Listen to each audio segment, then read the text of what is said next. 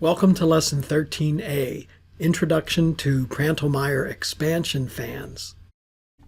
In this lesson, I'll first provide brief biographies of these two influential men. Then I'll introduce supersonic expansion waves and what we now call Prandtl-Meyer expansion fans. We'll compare these expansion fans formed by sharp corners and rounded corners. And finally, we'll discuss supersonic pressure gradients.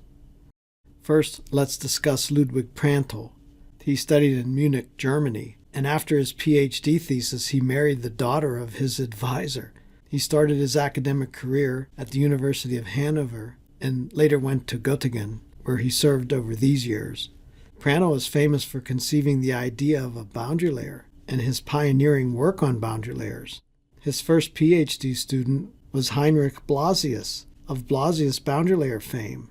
He also did pioneering work on wing theory, finite span wings, and the concept of induced drag. He was the first person to estimate the thickness of a shock wave, and he was the PhD advisor for Meyer's work on oblique shocks and expansion fans. Prandtl invented the pedostatic probe and has other contributions in turbulent mixing length theory. Prandtl was an amazing man. Theodor Meyer was another one of Prandtl's early PhD students at Göttingen. In his thesis, he presented the theory for oblique shock waves and for these expansion fans that we now know of as Prandtl-Meyer expansion fans. Some historians claim that Meyer's thesis is the single most important PhD thesis in all of fluid dynamics. Others argue that Blasius's was, but both of these guys were Prandtl's students.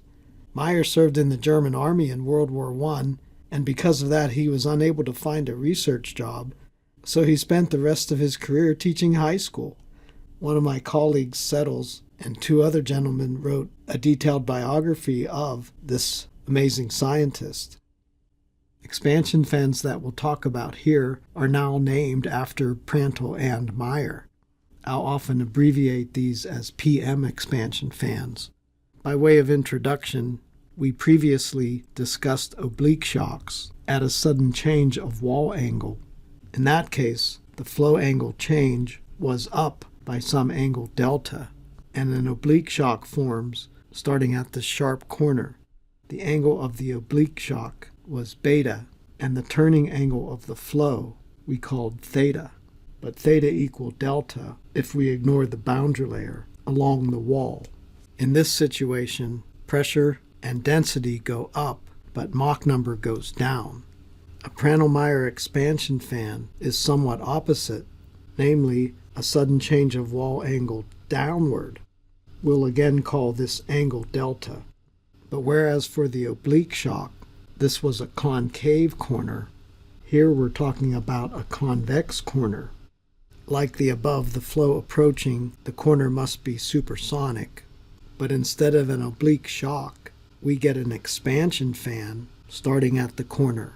A streamline in the flow turns smoothly through the expansion fan, but Mach number increases. But if we neglect boundary layers again, the flow angle is theta, but it's downward instead of upward. I'll copy and paste this, since theta is delta here as well, if we ignore the boundary layer. I note that the streamline for the oblique shock case has a sudden change of angle, whereas this is smooth. In the expansion fan, P goes down, density goes down, and Mach number goes up. These are all opposite of the oblique shock, as you see here. A comment here, there is no such thing as an expansion shock. Rather, it's a smooth transition in what we call the Prandtl-Meyer expansion fan. I'll compare some other properties with oblique shocks. We already mentioned Mach number, pressure, and density changes, and noted that these had opposite behavior. It turns out that temperature rises across the shock, but temperature decreases across the expansion fan. Speed decreases across the oblique shock, but speed increases across the expansion fan. All of these are opposite, and the same would be true if we compared the expansion fan to compression waves. In terms of entropy, note that specific entropy goes up across a shock, since a shock is non-isentropic, but we'll model our expansion fan as isentropic. Here's a sketch I made on the computer to show the various angles.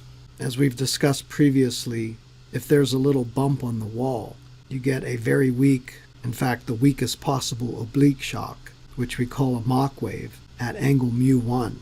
Therefore the angle of this first leading wave is also μ1.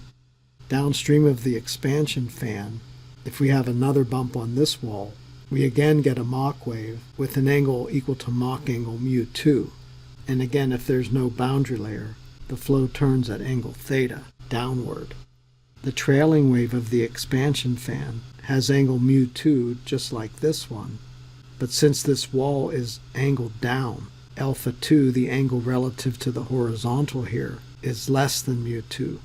As you can see here, alpha 2 is μ2 minus delta, but alpha 1 is μ1 since it's relative to the horizontal already. And this trailing wave must be parallel to this Mach wave, just as the leading wave of the expansion fan is parallel to this upstream Mach wave. Finally, we'll define this entire angle through the expansion fan as alpha.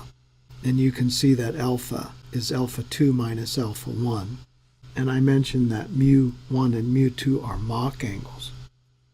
Here are some comments about PM expansion fans.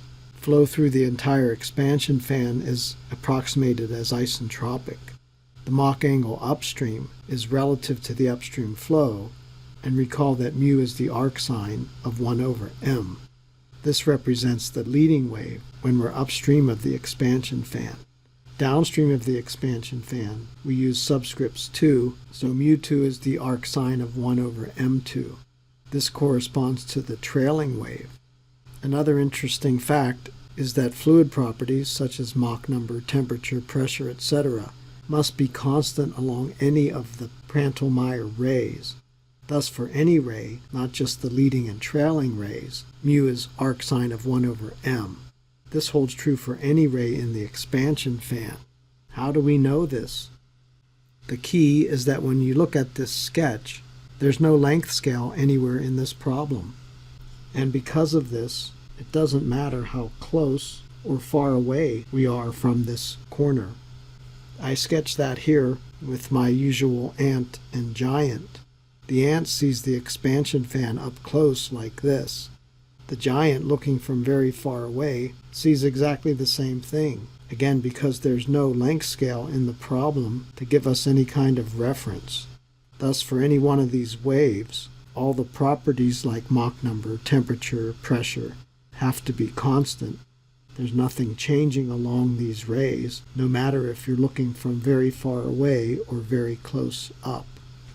Another comment is that if the corner is rounded, we'll have the same expansion fan, but relative to some kind of virtual origin under the wall. From the ant's point of view, we see the rounding here. But if we put a virtual origin below the wall, we still see this expansion fan. But from the giant's point of view, he's so big that this wall looks like a sharp corner instead of being rounded. So the virtual origin is a little below the wall, but from his perspective, he doesn't even see that, and it looks like it's coming from a sharp corner.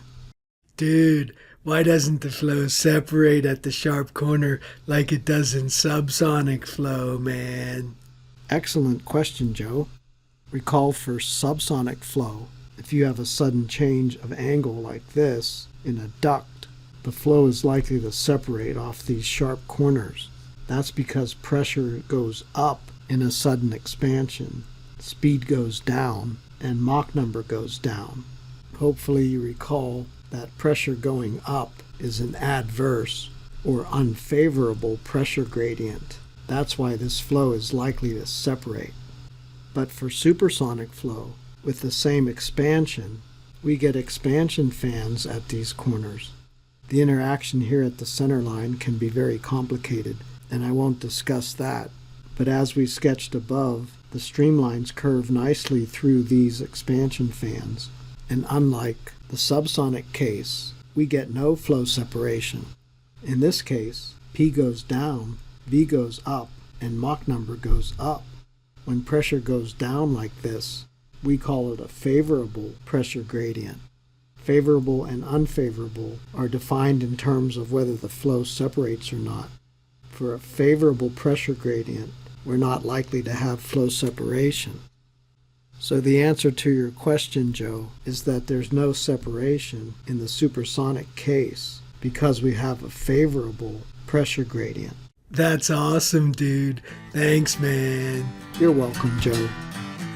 Thank you for watching this video. Please subscribe to my YouTube channel for more videos. 1, 2, 3.